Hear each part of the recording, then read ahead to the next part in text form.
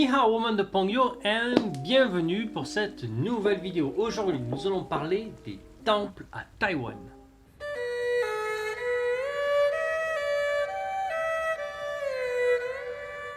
Les temples à Taïwan, on va parler juste de l'aspect esthétique, pas de la religion, ça c'est pas intéressant, on parle juste de l'aspect esthétique des lieux et la différence qu'il y a entre différents lieux. Il y a plusieurs catégories de temples. C'est pas officiel, c'est plutôt officieux. Il y a ce qu'on va appeler les temples privés, c'est-à-dire c'est des petites pièces qu'on garde dans la maison, en général à côté du salon, où on a son petit temple privé avec ses petites bougies, son petit monument pour prier.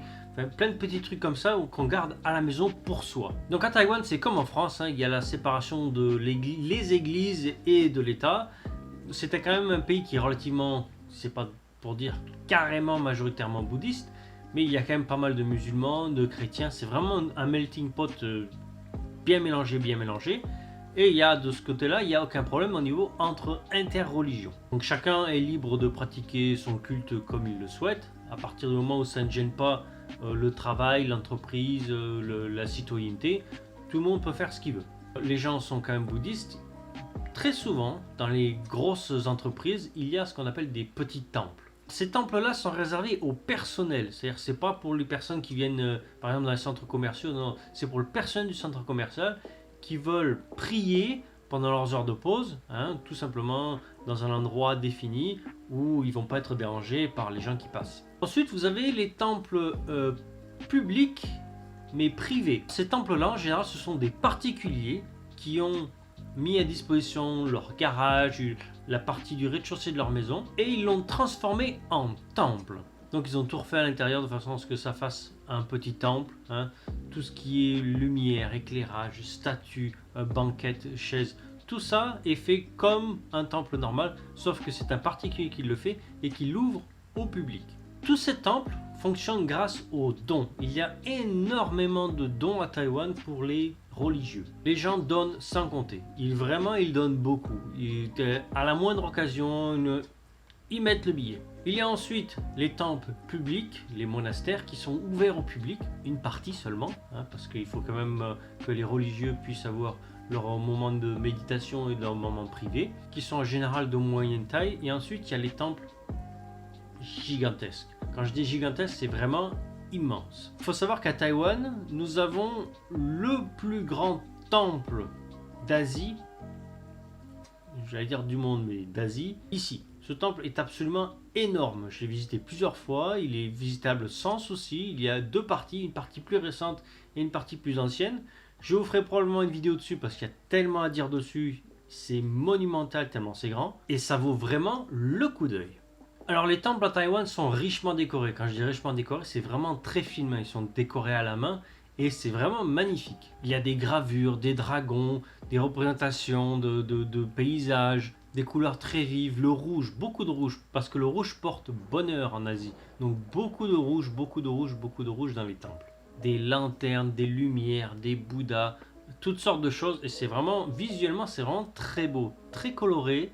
Et c'est vraiment magnifique. Par exemple, s'il y a un travail que vous souhaiteriez avoir, une augmentation que vous désirez, que vous n'êtes pas certain que votre patron va vous la donner, vous allez au temple, vous allez prier. Vous brûlez de la lucky money, en fait c'est de l'argent qui porte bonheur, c'est de l'argent en papier, ou alors des cartons de vœux que vous pliez et que vous jetez à l'incinérateur pour que vos vœux soient exaucés et partent en fumée. Ou vous pouvez tout simplement faire des offrandes, que ce soit, donc comme je l'ai déjà dit, en argent, ou alors en petits cadeaux. Alors quand je dis petits cadeaux, c'est pas une chaîne IFI, une stéréo ou un baladeur MP3. Non, ça n'a rien à voir, hein. C'est plutôt des offrandes de fruits, des petits biscuits, des petits bonbons. Alors ces donations peuvent être soit vendues, tout dépend ce que vous donnez au temple.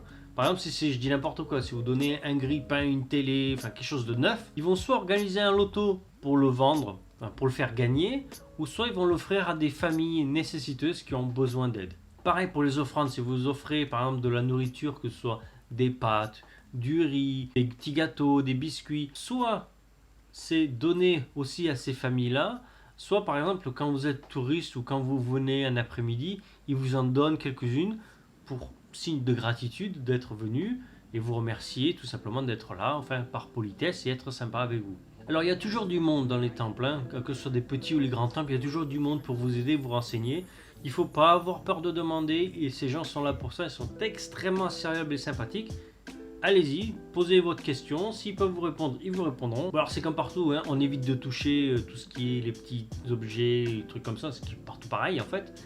Et ce que vous pouvez faire par exemple, c'est soit donner une petite pièce ou glisser un petit billet, et après tirer vous-même votre chance, c'est-à-dire vous avez des grands bols comme ça, gros bols, où il y a des petits papiers enroulés, vous en prenez un et vous le lisez. Alors soit c'est en chinois, souvent ils sont doublés en anglais, comme ça vous pouvez lire ce qu'il y a dessus. Et donc ça va vous donner votre avenir. Si c'est positif, vous le gardez avec vous. Par contre, si c'est quelque chose de pas très bien, par exemple, vous n'allez pas avoir un accident, mais vous allez avoir des difficultés au travail, votre relation amoureuse va être en dents de scie, ça va être compliqué. Vous prenez le petit papier, vous allez dans le temple, là où vous l'avez pris, vous faites un petit nœud, vous l'attachez et en le laissant au temple, en priant, en général ce qu'on dit c'est que ça va faire partir le mauvais esprit et du coup vous allez avoir quelque chose de mieux. C'est un peu triché quand même, hein. Alors plus que j'y pense, parce que je viens d'y penser maintenant, les gens qui font du feng shui chez eux, ce sont les gens qui ont des petits temples en général, hein. Si vous faites du feng shui, vous êtes obligé d'avoir un petit temple à la maison, ça va pas l'un sans l'autre. Par contre si vous avez un petit temple à la maison, vous n'êtes pas obligé de faire du feng shui. Hein, ce qui est quand même assez bizarre, mais c'est comme ça. Comme on l'a vu dans une ancienne vidéo, Feng Shui c'est le yin et le yang. Donc quand vous êtes dans le Feng Shui, vous avez obligatoirement un temple, parce que comme je le rappelle, Feng Shui c'est yin et yang. Donc il y a des règles assez compliquées pour ça, c'est-à-dire que vous n'avez pas le droit d'avoir une pièce où cuisiner à côté de la salle où vous dormez. Donc je vais vous le faire simple, le Feng Shui à la maison, c'est par exemple, il ne faut pas se retrouver bloqué, c'est-à-dire que il faut pouvoir circuler facilement et librement autour des objets. Par exemple, si vous avez dans la chambre le lit, il ne faut pas que le lit soit contre un mur, du moins du côté où vous êtes allongé. Pour la tête et les pieds, ça peut encore aller, mais il ne faut pas que le lit soit collé à l'un des murs. Il faut pouvoir tourner autour du lit comme ça. Il faut que le lit soit au milieu, il ne peut pas être plus d'un côté ou plus de l'autre. Ça, c'est pas Feng Shui. Il faut avoir également une plante verte sur un balcon. En général, le balcon à Taïwan ne sert qu'à ça. Hein, les gens font du Feng Shui, donc beaucoup de gens ont un balcon où ils n'y vont pas parce qu'en général il est petit, il fait très chaud dehors, donc le balcon il doit faire 2 mètres carrés et mettre une plante dedans pour avoir ce Feng Shui qui est très important pour eux. Bref, le Feng Shui à la maison c'est quand même des règles assez compliquées. On le verra peut-être dans une autre vidéo, mais pas pour le moment. Là, c'est trop compliqué. On ne va pas se mélanger là-dedans, sinon on va pas s'en sortir. Si vous faites des grosses donations dans les temples, vous pouvez avoir votre nom marqué en petit sur l'un des Bouddhas qui va se trouver à l'intérieur, qui sont en généralement éclairés jour et nuit, pour vous remercier d'avoir mis une donation. Alors, si vous mettez une petite donation, on ne va pas vous mettre votre petit nom. Non, il faut quand même qu'il y ait une grosse donation, au moins de la construction, ou alors après la construction, hein, vous avez des petites colonnes où c'est rempli de petits Bouddhas ou de petits autres personnages où il y a votre nom qui est gravé dessus et qui restera là jusqu'à la fin des temps et du coup c'est pour vous remercier. Dans ces temples ça sent quand même l'encens parce qu'il y a toujours des encens qui sont brûlés, ça sent très bon.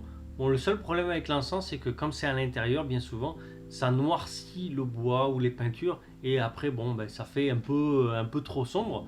Mais autrement pour ça, c'est vraiment magnifique la décoration à l'intérieur. Les gens, comme j'ai dit, sont sympas. C'est quand même quelque chose à voir une fois dans votre vie. Ça fait quand même partie de la culture taïwanaise. C'est quand même quelque chose qu'il y a partout.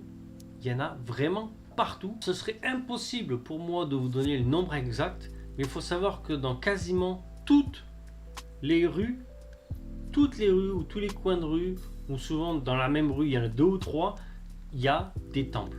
Il y en a partout. Il y a plus de temples que de boulangeries en France.